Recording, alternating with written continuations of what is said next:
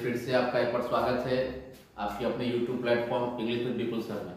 तो आज हम लोग स्टोरी ऑफ इंग्लिश ड्रामा का जो पार्ट 2 है ना, वो वीडियो लेकर आए हैं बिहार बोर्ड 12th के लिए। काफ़ी इंपॉर्टेंट चैप्टर है। पार्ट 1 आपने देख लिया होगा, अगर आप नहीं देखे हैं तो आप प्लेलिस्ट में जाकर वहाँ पे चेक कर सकते हैं। मैंने वहाँ पे स्टोरी ऑफ इंग्लिश ड्रामा के नाम से प्लेलिस्ट में एक अलग से टॉपिक दे दिया है, तो वहाँ से आप इसको चेक कर सकते हैं। या कोई भी टॉपिक अगर आपको देखनी हो तो आप प्लेलिस्ट में जाकर चेक कर सकते हैं। मैंने वहाँ पे सारे को अपडेट कर दिया है। तो चलिए अभी देखिए, पिछले पार्ट 1 में स्टोरी ऑफ इंग्लिश ड्रामा में हमने ड्रामा का सारा जो बेसिक है उसको सीखा था। ड्रामा क्या है, कहाँ से आया है, ड्रामा का सारा मीन्स क्या होता है, ड्रामा किस तरह का आर्ट है, लिटरेचर कहाँ से आया है ना, ड्रामा के इंपॉर्टेंट जो एलिमेंट्स है वो कौन कौन से है। वहाँ बात किया था हम लोग ने सबसे इंपॉर्टेंट एलिमेंट कौन कौन से है। उसके बाद हम लोग बात किया था कि ड्रामा कंपोजिट आर्ट है ना, ड्रामा का जो सिनोनिम्स है वो प्ले है, कौन सा ज्यादा पॉपुलर है, ये सारी चीज डिस्कस वहां पे की थी हमने। अब आगे बढ़ते देखिए, आज का जो है पार्ट 2 में क्या है, सबसे पहले कि name the different dramatic elements. Question क्या है, name the different dramatic elements. तो इस क्वेश्चन का क्या मतलब है कि आपको नाम बताना है कि ड्रामा को फॉर्म करने के लिए जो सबसे बेसिक एलिमेंट है, सिंपल भाषा में एलिमेंट को तत्व कहते हैं, कारक कहते हैं। तो एक ड्रामा को फॉर्म करने के लिए कौन कौन से डिफरेंट ड्रामेटिक एलिमेंट्स है, यानी सबसे इंपॉर्टेंट कौन कौन सा वो फैक्टर्स है जो ड्रामा को फॉर्म करने के, ड्रामा का निर्माण करने के लिए जरूरी है। देखिए क्या लिखा हुआ है कि following are the different dramatic elements. लिखिए यहाँ पे देखिए 7 है आपका पॉइंट्स। तो 7 पॉइंट्स के बारे में डिस्कस करेंगे।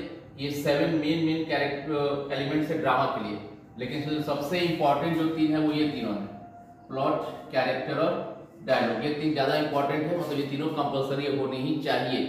एक ड्रामा किसी रूप में, टूटा फूटा रूप में थोड़ा बहुत करना है, कुछ भी करना है, तो ये 3 चीज के साथ हम कोई समझौता नहीं कर सकते हैं। और मैंने बोला था कि हम लोग इसका धागा खोल देंगे ड्रामा का, तो एक एक चीज को क्लियर करेंगे, ये है क्या, कैसे हुआ, और एक एक वर्ड को क्लियर करेंगे। और कहीं भी अगर आपको डाउट हो तो आप मुझे बताइए, है ना, उसका फिर से हम लोग क्लियरेंस देंगे।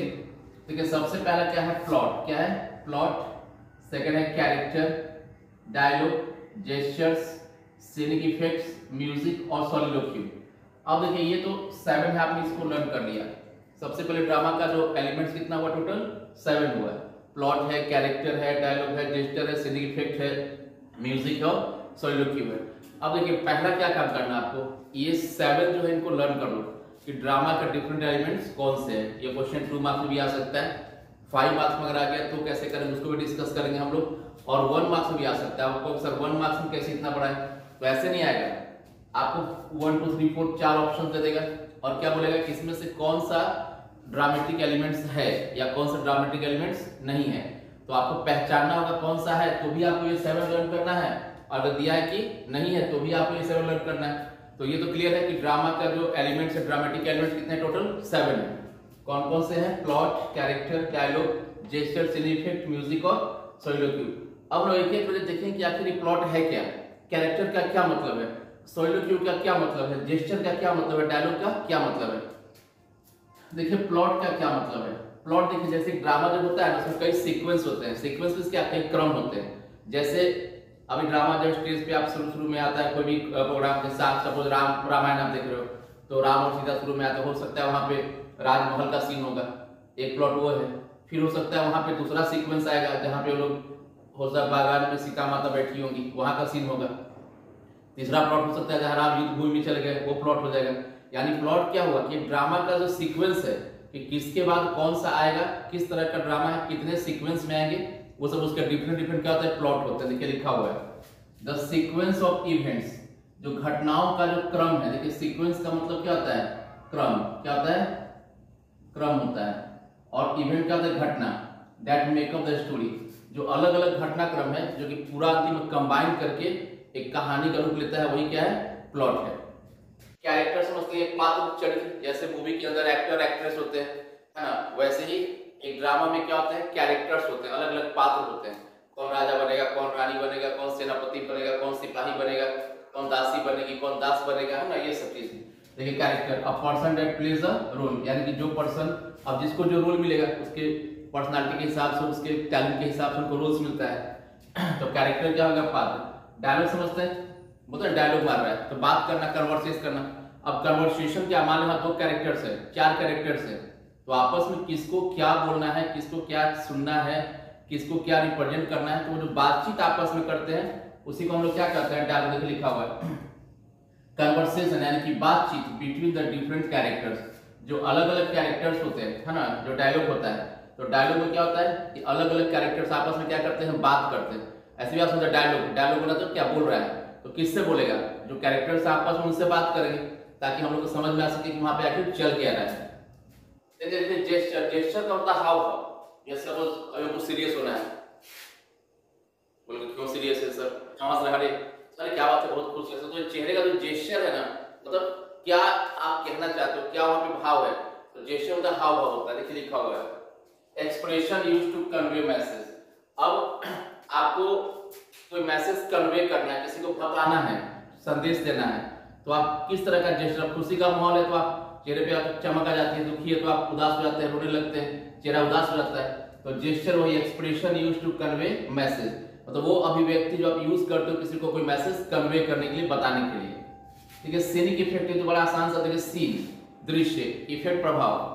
अब मैंने क्या बोला, सीनिक इफेक्ट में क्या डिफरेंट डिफरेंट दृश्य आते हैं। जैसे देखिए सपोज बादल गरज रहा है, तूफान आ रहा है, तो वहां पे क्या होगा, लाइटनिंग, पूरा ठनका ठनकेगा, तेज हवा चलेगा, है ना, बिजली का रखने का आवाज वहां पे निकाल जाएगा, साउंड बॉक्स, म्यूजिक जैसे भी सिस्टम उनके पास, उससे तो सीनिक इफेक्ट बहुत ज्यादा प्रभावशाली होता है। अब सपोज बाजार का सीन दिखाना है, तो छोटा सा टोकरी में सब सब्जी लेकर बैठा हुआ रहेगा, कोई फेरी वाला लेकर घूम रहा होगा, गुब्बारे ले लो, ये कर लो, वो कर लो, है ना, कोई बांसुरी बेच रहा होगा।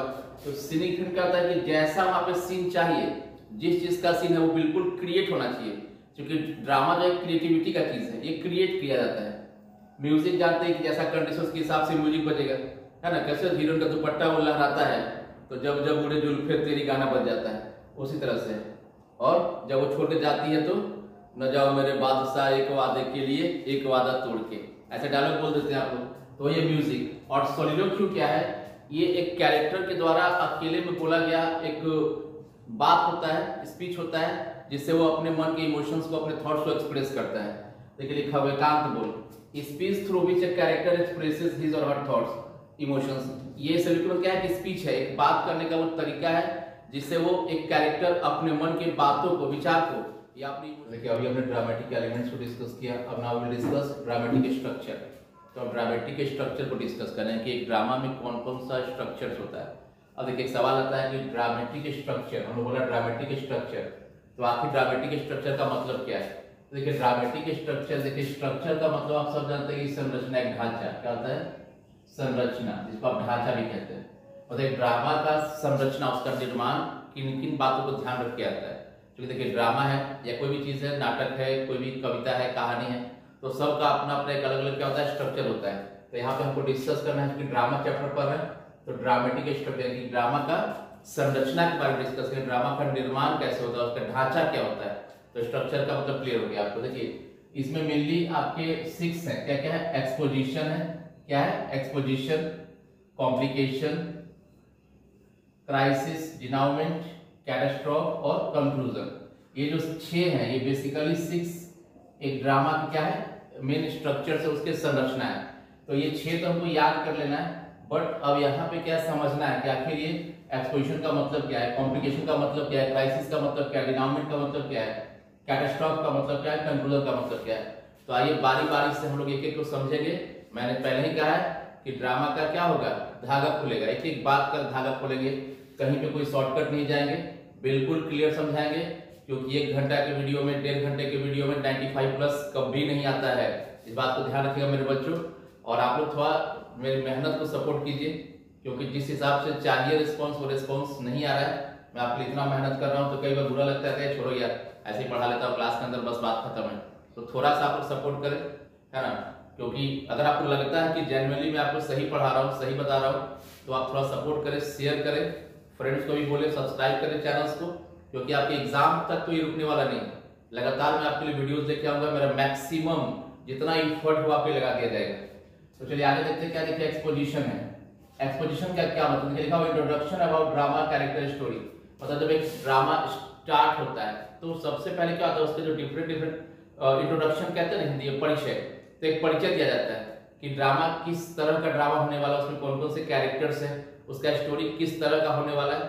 मतलब एक्सपोजिशन को आप एक कह सकते हैं शुरुआत एक्सपोजिशन क्या है, शुरुआत। देखिए लिखा introduction about drama characters story, उससे थोड़ा सा एक परिचय, एक ओवरऑल आपको मिल जाता है कि हाँ इस तरह का ड्रामा ये होने वाला है, उसका शुरुआत कैसे करना है।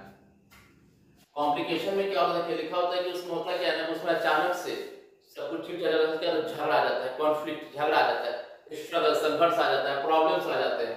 ठीक है, कॉन्फ्लिक्ट मतलब झगड़ा, स्ट्रगल, संघर्ष, प्रॉब्लम, समस्या, दैट हिंडर। देखिए हिंडर का मतलब होता है रुकावट पैदा करना, और वो प्रोग्रेस को, सब कुछ ठीक ठाक चल, अचानक से कोई बड़ी सी मुश्किल आ जाएगी, परेशानी आ जाएगा, झगड़ा होने लगेगा, वैसा सीन दिखाएगा पूरा। तो अब क्या होता है, देखिए ये सब चीजें जो परफॉर्म की जाती है स्टेज के ऊपर, इसमें क्या है कि जो ऑडियंस है, जो दर्शक है, उनको सस्पेंस होना चाहिए। कई बार क्या बहुत से कोई सोचते कि फ्लॉप हो गया, आधे घंटे के बाद पूरा हॉल खाली हो जाता है ना। तो वो क्यों होता है, बिकॉज वहां पे जो स्ट्रक्चर्स उसको एक सिस्टमेटिक ढंग से फॉलो नहीं किया गया, दर्शकों का जो सस्पेंस है, क्रिएटिविटी को वहां पे मेंटेन नहीं किया गया। तो देखिए पहले यहाँ पे इंट्रोडक्शन हुआ, देन सब कुछ ठीक ठाक चल रहा है, और अचानक से कॉन्फ्लिक्ट, झगड़ा शुरू हो जाता है, कुछ संघर्ष आ जाती है, समस्या आती है जो कि हिंडर करती है, रोकती है क्या, प्रोग्रेस को, यानी कि जो कैरेक्टर्स उनके आगे बढ़ने को उनको रोकता है, वो उलझन में पड़ जाते हैं, परेशान हो जाते हैं। फिर क्या देखिए क्राइसिस। क्राइसिस क्या है, देखिए क्राइसिस आप लोग बहुत पैसे का क्राइसिस, बहुत किल्लत, बहुत ज्यादा दिक्कत होता है। क्राइसिस वर्ड का यूज ही करते हैं एक्सेस, कोई चीज का किल्लत होने के लिए, परेशानी होने के लिए। देखिए लिखा हुआ है कि the most important critical moment, सबसे नाजुक क्षण होता है, वेयर कॉन्फ्लिक्ट, जहां पे जो झगड़ा है, विवाद है, उलझन है, रिचेज, वो पहुंच जाता है, कहां तक पहुंच जाता है, इट्स पीक, एकदम चरम पे, पीक मतलब चरम मतलब टॉप, एकदम चरम पे पहुंच जाता है। And character has to take a crucial decision, उसको एक बहुत ही सख्ती के साथ एक निर्णय लेना पड़ता है। तो यानी देखिए तीन आपने समझा, एक्सपोजिशन क्या हुआ, इंट्रोडक्शन हुआ, कॉम्प्लिकेशन क्या हुआ, जहाँ पे उस ड्रामा में, उस नाटक में समस्याएं आनी शुरू होती है, परेशानी शुरू होती है, झगड़ा हो जाता है, जिससे कि कैरेक्टर्स का जो तरक्की है, आगे बढ़ने का रास्ता उसका रुक जाता है। और क्राइसिस इससे भी ज्यादा खतरनाक है, क्योंकि बहुत ही नाजुक क्षण आ जाता है, जहाँ पे झगड़ा एकदम चरम पे, पीक पे पहुंच जाता है, और वहां पे क्या होता है कि जो कैरेक्टर है उसको क्रूशियल से बहुत ही टफ निर्णय लेना।